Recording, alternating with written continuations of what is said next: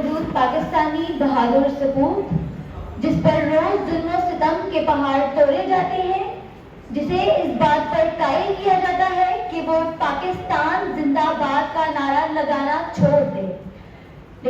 لیکن وقار وہ بہادر سپوت پاکستان زندہ باد کا نعرہ لگانا نہیں چھوڑتا۔ ظلم کی انتہا کی جاتی ہے، تیز دھار آرے سے زبان کاٹ دی جاتی ہے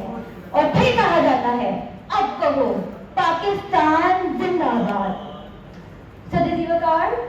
وہ بہادر سپاہی مقبول حسین اپنی کٹی ہوئی زبان کے لہو سے دیوار زندہ پہ لکھ دیتا ہے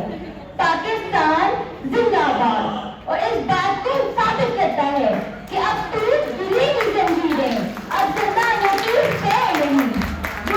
کی ہوتی پیدا تو کٹ جاتی ہے زنجیریں۔ وقار کشمیر، برما، شام، فرانس اور فلسطین پر ظلم و ستم ہونے کے باوجود بھی ان کا آزادی